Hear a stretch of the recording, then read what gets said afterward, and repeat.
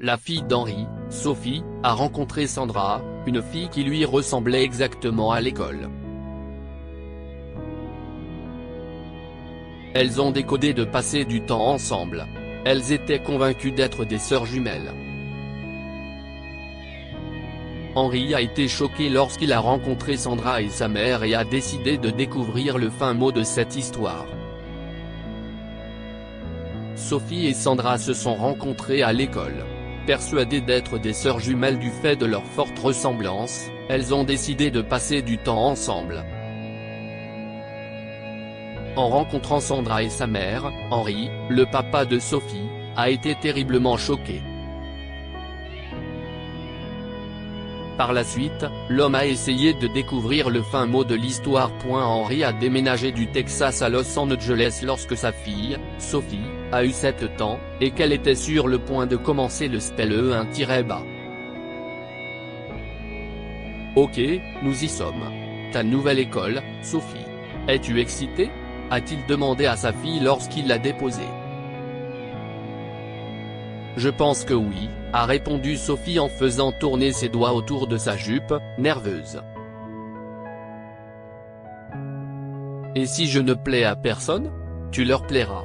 Tu dois juste être gentil avec tout le monde, et si quelqu'un est méchant avec toi, tu fais l'inverse. Ne commence pas à te battre, ok ? A rajouté Annie, et a ensuite embrassé le front de sa petite fille. Sophie a fait un signe d'au revoir et est entrée dans l'enceinte de l'école. Elle a trouvé sa classe immédiatement, et tout le monde était déjà à l'intérieur. Mais tous les enfants ont écarquillé les yeux et quelques-uns ont même sursauté quand ils l'ont vu. Elle s'est arrêtée à la porte et a regardé autour d'elle, confuse. Ses nouveaux camarades de classe ont commencé à tourner la tête dans tous les sens entre elle et une autre fille assise au fond. Elle a essayé de jeter un coup d'œil et a repéré une tête blonde. Soudain, un garçon a crié « Si est-il le clone de Sandra ?» Si est-il à ce moment-là que Sophie a vu la fille au fond de la classe, et elle a été surprise de la voir. Cette fille lui ressemblait comme 2 gouttes d'eau. Sandra s'est levée et a regardé la nouvelle fille, la bouche béante.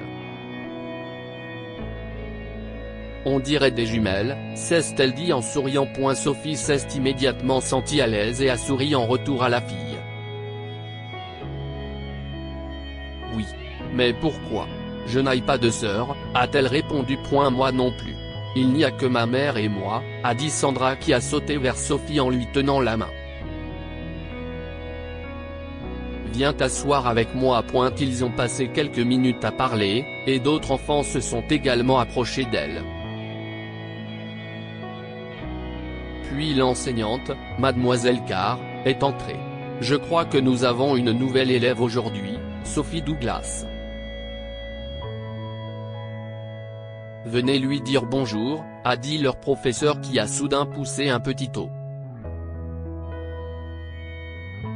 Mademoiselle Carr, elle est comme Sandra, a dit un enfant alors que Sophie se dirige vers l'avant de la classe. Bonjour, je m'appelle Sophie. J'ai mis les livres et allé à la plage avec mon père. Nous avons déménagé du Texas et je suis très excitée de me faire de nouveaux amis, a dit la fille en souriant à tout le monde. Mademoiselle Carr a applaudi et le reste de la classe a fait de même. Si est génial, Sophie. Et il semble que tu es une jumelle dans notre classe. Si est vraiment cool. Tu peux aller t'asseoir maintenant. Ok, aujourd'hui, nous allons apprendre sur les grenouilles. Mademoiselle Carr a commencé sa leçon immédiatement. Sophie et Sandra ont joué toute la journée avec tous les amis de Sandra. Elles se sont liées plus vite que ce que l'on aurait pu imaginer. À la fin de l'école, Sophie a tout raconté à son père sur Sandra et comment elle se ressemblait. Après avoir entendu parler de sa nouvelle amie toute la semaine, Henry était curieux de la voir et a décidé d'appeler la mère de Sandra pour parler des choses. Ils ont décidé de se retrouver au McDonald's quelques jours après le premier jour de Sophie dans sa nouvelle école. Lorsque Sandra et sa mère, Wendy, sont entrés, la mâchoire d'Henry s'est relâchée. Il n'arrivait pas à croire que sa fille n'avait pas exagéré. La femme a également sursauté en voyant Sophie. Oh mon Dieu! Bonjour. Tu dois être Sophie. Sandra m'a parlé de toi toute cette semaine. Vous ressemblez vraiment à des jumelles. S'est-elle exclamé avec un grand sourire. Les filles sont allées dans la cour de récréation, et les adultes ont enfin pu parler. Bonjour, je m'appelle Henry. Enchanté de vous rencontrer, a dit Henry en serrant la main de Wendy. Ils se sont assis à l'un des stands et ont parlé un peu plus. Elle a une fois de plus exprimé son étonnement. Waouh, je n'arrive pas à y croire. J'ai lu des articles sur les coïncidences, mais ça doit être autre chose, a commenté Wendy en regardant les filles jouer.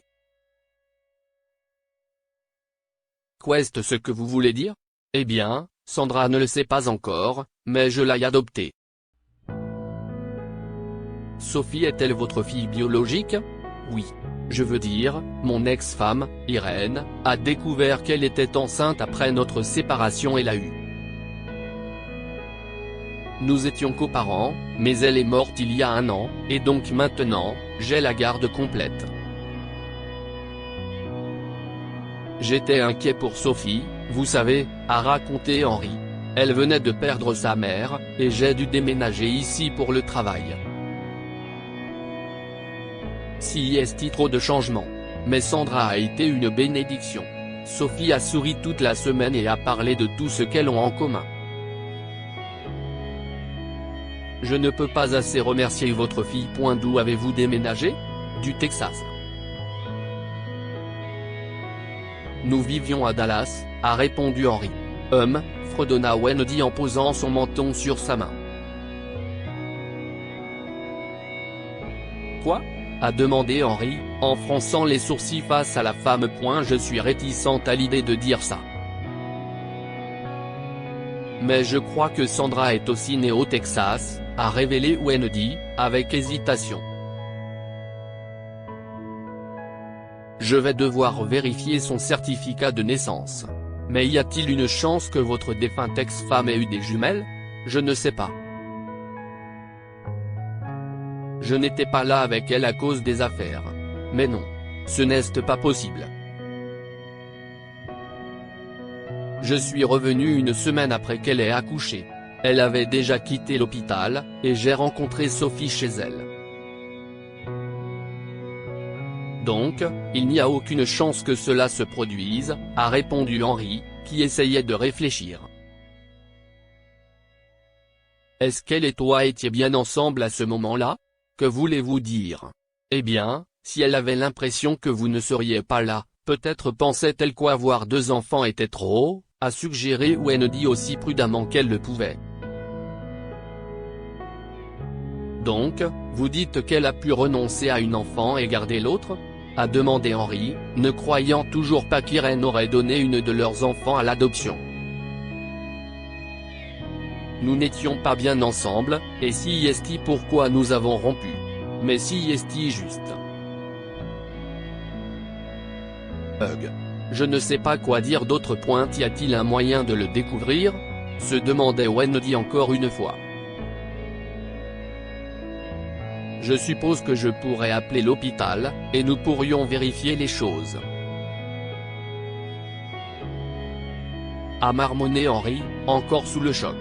Juste à ce moment-là, les filles sont revenues et ont dit qu'elle avait faim, donc cette conversation devait être repoussée à un autre jour. Quelques jours plus tard, il a emmené Sophie chez Wendy et est retourné au Texas.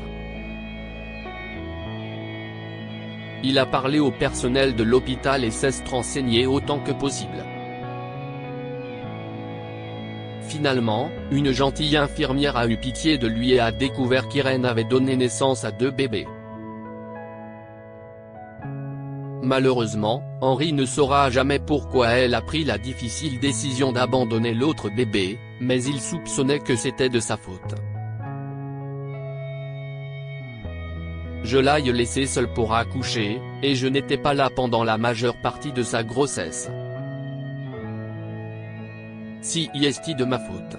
Elle savait probablement qu'elle allait avoir des jumelles et ne me l'a pas dit. Mais il n'y avait rien qu'il puisse faire pour le passer maintenant. Il ne pouvait qu'aller de l'avant et essayer de se racheter. À son retour, Wendy et lui ont fait un test ADN pour Sandra, confirmant leurs soupçons. Mais Henry a été clair sur le fait que Wendy était la mère de la fille. Il n'essaierait jamais de les séparer.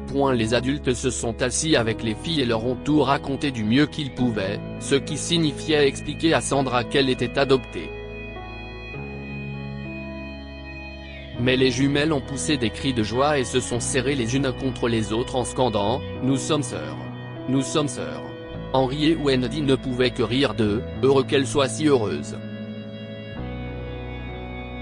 Ils ont dû faire face à une situation délicate, car Henry voulait être un père pour Sandra, mais Wendy ne savait pas comment elle s'intégrerait dans la vie de Sophie. Finalement, ils ont décidé d'être coparents comme s'ils étaient tous les deux leurs parents légaux, et cela s'est avéré étonnant. Les filles ont fait la transition vers cette nouvelle normalité mieux qu'ils ne l'auraient imaginé, et c'était parfait. Une nuit, Sophie a dit quelque chose qui a choqué Henry. « Papa, pourquoi n'épouses-tu pas Wendy?